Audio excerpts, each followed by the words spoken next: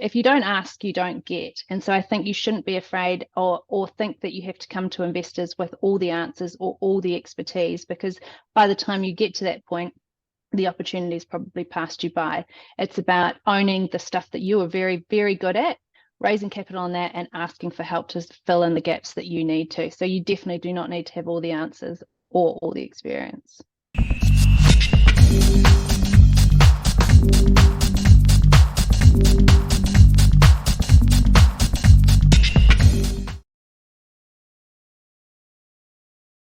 Kia ora team, Richard Liew here, editor at nzentrepreneur.co.nz, and today on the Knowledge Base, I'm joined by Bridget Unsworth. Bridget's from the Angel Association of New Zealand, and if you as a founder have ever thought about raising money to fund your venture, then you don't want to miss this chat. Bridget, joining us from Auckland today, thanks very much for taking the time to chat to us. Thank you for having me, Richard. Awesome. So for people who haven't heard of your organisation, the Angel Association of New Zealand, can you just give us the pitch, I guess? What is it you guys do and who do you do it for? Absolutely. So the Angel Association is the industry body for early stage investors into high-tech companies. That's sort of the traditional definition, but I actually see Angel Association as the industry body for anybody in the early stage investment space, be that founder, entrepreneur, investor, aspiring to be investor, ecosystem participant, or a service provider. We are here to make the early stage investment ecosystem really thrive. Our key roles are around connecting people, so connecting our founders with potential investors, creating links to investors offshore. It's also about lobbying and trying to create environments that really encourage people to either look to start their own business or invest in some of the incredible technology that New Zealand can produce with some of our amazing founders. So we're a lot of things for a lot of people, and it's a really amazing space that I absolutely love playing in. Awesome. And for those who haven't heard the term angel investor before, like what exactly is that? Like, and why do they call you angels? That's a good question. I think what is an angel investor? An angel investor is somebody that has discretionary income that they can that is available to invest into companies. Look, the startup space is a risky space, and it takes a huge amount of effort and work from entrepreneurs to succeed in the space. And so angel investors are those people that can write checks, that get in alongside those entrepreneurs to help support them, obviously to help give them some capital, but also roll up their sleeves and get involved alongside those companies. So often they're investing in, angel investors are investing in sectors that they understand or have expertise that they can help offer to the company. They might go and sit on the board of that company or take an advisory role, or they have, manufacturing experience and they can introduce that founder to key contacts that they need to help grow that business. So I think they are people that have either been founders before or are really, really engaged in giving back to this space to help support the phenomenal talent that New Zealand has in terms of our entrepreneurial activity to foster what could be our next range of Xeros and LanzaTechs and everybody in between. So if you're a founder and you're looking for investment in your company, which a lot of people are and do eventually at some stage of their journey, then the angel investors are the people that are going to potentially come to the party and help bring that vision to life. Absolutely. I mean, look, there's lots of different pathways that companies can take in terms of raising capital, but absolutely the angel investors are one path. We have got a number of angel networks across the country, from Auckland all the way down to Invercargill and Dunedin. That angel networks are made up of individual angel investors who make their own investment decisions. So a company will come and pitch to a group of people, but those individuals within the room will make their own investment decision as whether they want to invest in that company. We've also got angel funds, and so they invest on behalf of their LPs. So they have been given a mandate that they will invest, and they will still be investing in that space, but they will be making that investment decision on behalf of a number of investors that have invested into their fund. So there's multiple different opportunities, and I think that's where the angel space is a really exciting one, because through the networks, you can meet the 1 or 2 people that are really going to help supercharge your organization and support you in your journey as an entrepreneur. All right, cool. And I'd like to get into a bit about how people can go about engaging with an angel investor in a second. But can you clarify for us what the difference is between angel investors and venture capitalist VC funds or investors? Absolutely. So I guess the starting point I would say is traditionally angel investors have gone far earlier. They will go at a company that is pre-revenue. So, really early stage. Venture capitalists or VCs don't tend to go that early, although they're going earlier. And so I guess an angel investor, as I said, I'm an angel investor in my own right. I make my own investment decisions based on how much money I've got personally to invest in a year, what my experience is, the companies that I would like to invest in, and what my portfolio looks like from a diversification perspective. A VC goes and raises a huge amount of money, so they will have a much bigger fund, 50 million, 250 million, whatever, and so they raise that money from a whole bunch of investors who then trust that VC to make the right investment decisions on their behalf based on a framework that they've all agreed on. So they're not actively making the investment decisions for the companies that they invest in, versus an angel investor who is making their own independent decisions about which companies they invest in. Right. So a key distinction is angel investors invest their own money, and VCs invest other people's money on their behalf, basically. Yes, absolutely. That's a great summary. Yes. Yeah, very cool. Okay. And obviously, as a founder, it's important to understand the difference, because when you are looking at raising money, you need to go to the appropriate people. So, absolutely. Awesome. Okay. Can you tell us a little bit about what the angel investment community looks like here in New Zealand, and maybe a bit of the history? Like, I guess since the dawn of business, people have been investing in other people's businesses, right? So angel investing, I'm guessing, has been around for a very long time. But from a formal organization or network point of view, what does it look like in New Zealand? How many angels have we got, and like what's the impact they've been making in terms of startups funded or amount invested? Can you give us any details around that? Yeah, absolutely. So I think you're absolutely right. Our angel ecosystem is now a lot more formal than it used to be. We have the Angel Association itself has been around for sort of a decade or so. Although, exactly as you allude to, there's been people that have been doing this for a long time. Ice House or Ice Angels, which has now become Ice House Ventures, were investing in 2005, 2006. I think since that time, we have seen angel groups grow not pretty rapidly, but we've seen them cover more of New Zealand geography. So our latest angel group that's founded in the last couple of years is Mainland Angels, and they have got a slightly different model in that they invest across Queenstown, Invercargill and Dunedin, and have sort of 3 hubs, but invest as one group. So it's providing more access, I guess, to regardless of where you are in the country, to join an angel network.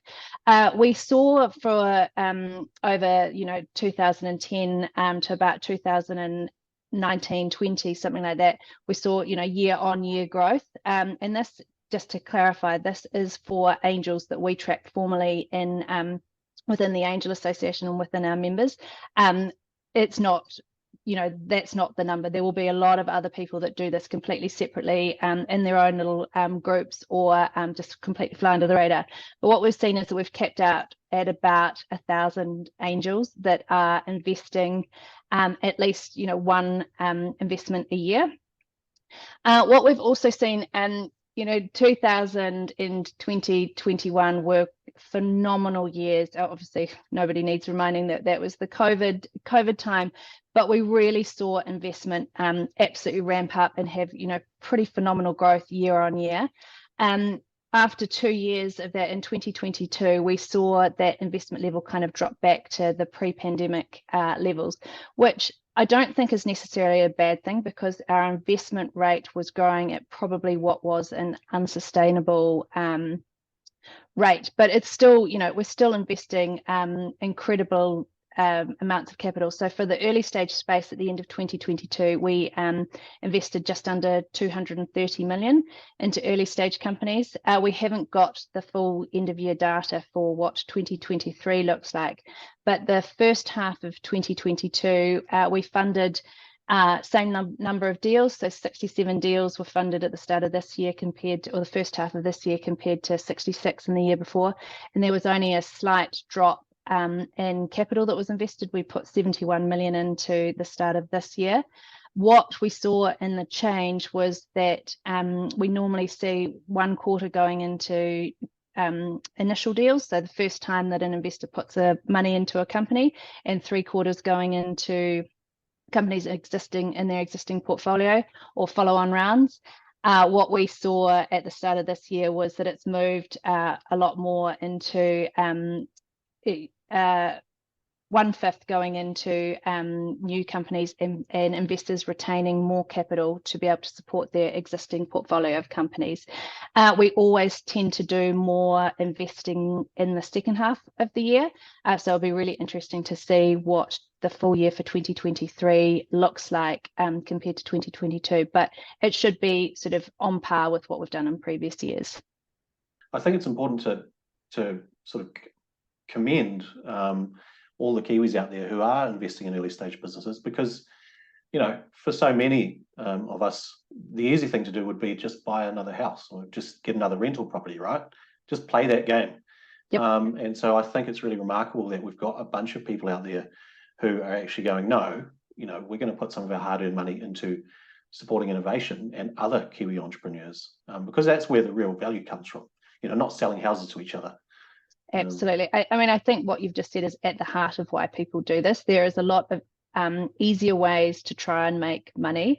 And that's why angel investors aren't doing this just for the return, because, as I said, much easier ways of doing it. They're actually genuinely wanting to support the next generation of incredible founders and entrepreneurs that are trying to change the world in incredible ways. When we talk about high-tech companies, people think, oh, purely technology. And I was having a discussion with a founder the other day who is working on a bra for women that are recovering from breast cancer. And she said, oh, well, I'm not truly a technology company. And I was like, well, actually, you absolutely are, because you have created an incredible product that is changing people's lives. Yes, it's not software, but tech isn't just software in definition. And that's where I think it's really exciting, and what I love to see and why I like being part of this is that the Angel Association is a broad church of people doing incredible stuff. And so when you think about, oh, I don't think I'm ready for angel investing because I'm not software, we do so much outside of just software. There is a huge technology is a very broad definition. I think that's a really exciting thing about some of the opportunities we see coming through. Fantastic. Now I'm going to put you on the spot a little bit. Okay. Because I'm going to ask you, if a founder came to you and was completely new to raising money through angel investors, and they said, look, what are the 3 most important things that I need to know to be able to do this? What 3 things, if you can think of 3, or just 3, would you be advising them on? Good question. The first thing that comes to mind without a doubt is passion. And again, it comes back to the fact that investors aren't doing this for money. If you're purely doing this because you think that it's going to, mean that you can retire at 40, that's probably not the right path for you. You have to truly, truly believe and be deeply passionate about the thing it is that you're building, because this is a really long-term relationship. Investors are going in. If we go in early as an angel investor, we could be with you for 10, 12, years. We are putting a commitment in you and a belief in you that you're able to deliver. So if you don't have that passion and that real drive, because it does get really tough sometimes, and that passion and that determination to push through will be what gets you through.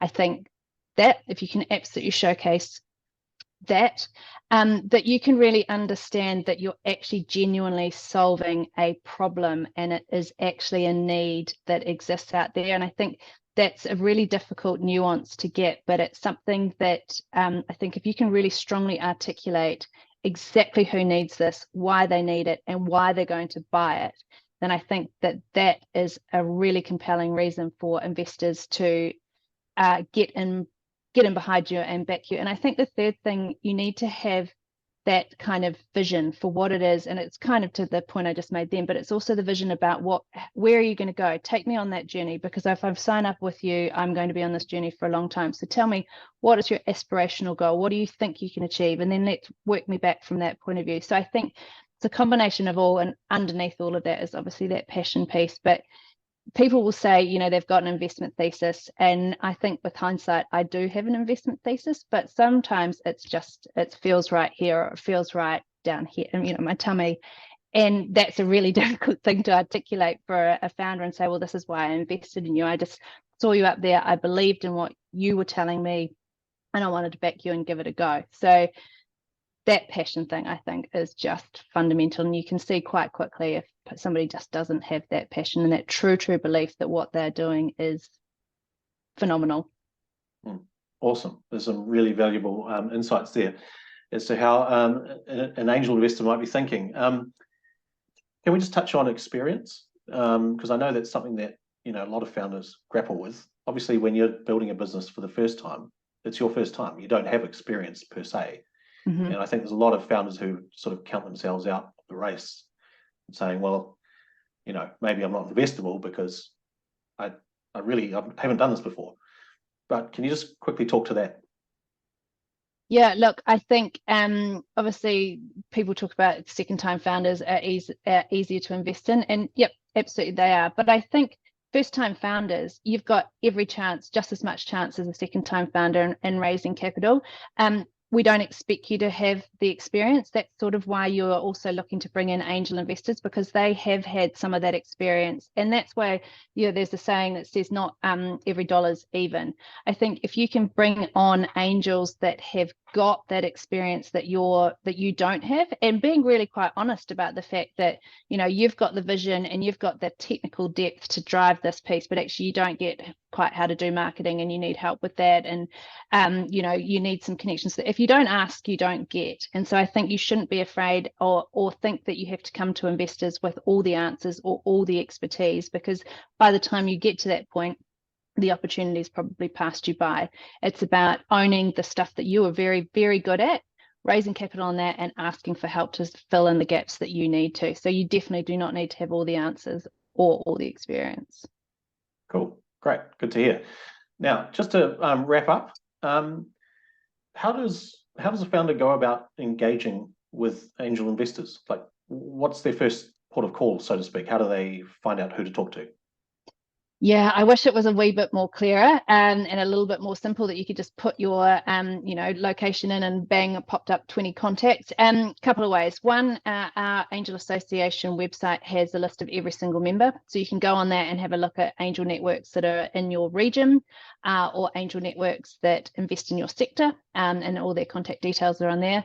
But we are always here. Part of our role is helping connect, and so we there's only 2 of us at the Angel Association, but, you know, a big chunk of our work each day is about helping have those conversations with founders, understanding what they're looking for, and then making introductions into the right investors that they should be speaking to. So it's not easy, but definitely finding another founder and asking who they went through is a really, really great step, or otherwise coming to us, coming to NZTE, NZGCP, Callaghan, asking anybody that's an established organisation within the ecosystem. We're all here to help. So I want to make it as easy as possible, but I do know it's a little bit confusing sometimes. All good. And the Angel Association website is?